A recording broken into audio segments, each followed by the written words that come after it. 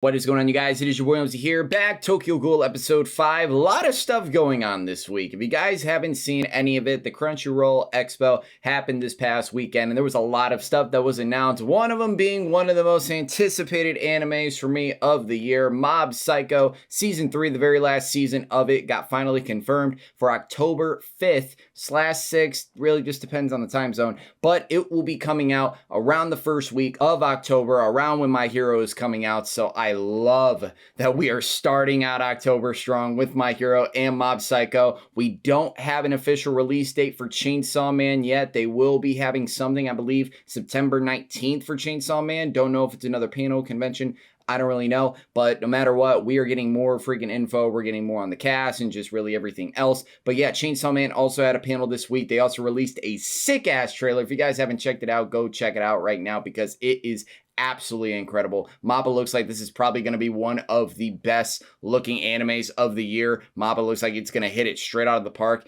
I would maybe say they could probably maybe do it better than they did with AOT this year. That's just a stretch, I know, especially with how AOT kind of did this year. But who honestly knows? Chainsaw Man looks absolutely beautiful, and man, October cannot come soon enough. So all that stuff for Crunchyroll Expo officially happened this weekend. Let me know if you guys were actually there in the comments down below, because honestly, I would have loved to go to San Jose and just experience all that or whatever. But tickets sold out quick as hell. So maybe, hopefully, I'll maybe get a chance to maybe do that next year.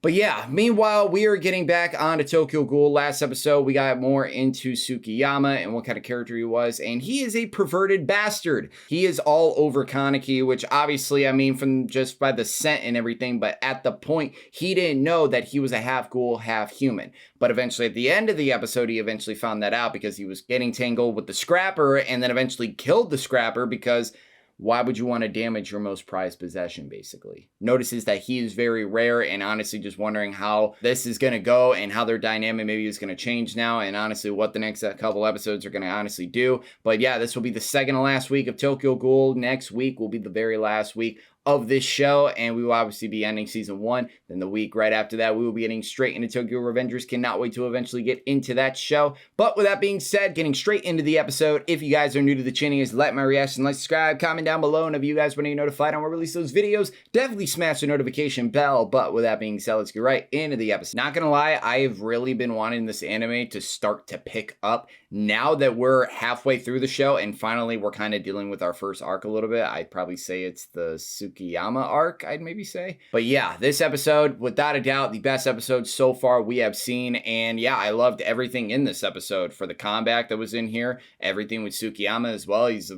freaking insane force and he is absolutely crazy. He's probably one of the craziest anime characters I have seen and the craziest antagonist that I have seen. But yeah, let's just talk about obviously the number one thing that's in this episode, Nishio, or Nishiki, or however you want to pronounce him or whatever. His entire backstory with that and just everything that he's gone through, especially with Kimi and his sister, just really kind of heart-wrenching, honestly. And that was one thing definitely going into the show, that there's going to be a lot of sad, depressing, dark stuff in this show, possibly dealing with a lot of torture and just really just mind-numbing stuff that you're going to deal with in this show. And a lot of characters are about to go through a lot of shit. So just seeing what Nishiki went through is really, really sad, especially with obviously someone selling out his sister to the CCG, them obviously killing her and sending Nishio into a frantic state of mind, going after the person that set her up and eventually killing him. But obviously when after the fight with Kaneki and just seeing his state or whatever, looking at that scar on Kimi, I'm thinking, oh, it was an accident or something. No, she literally put herself like, here, bite me. And it was just that kind of sign of trust. Like, no matter what, I will always be here for you because you saved me when I kind of needed somebody and when I was really kind of down and I really kind of honestly didn't know how to kind of go on. That's where I'm kind of seeing it through Kimi's eyes.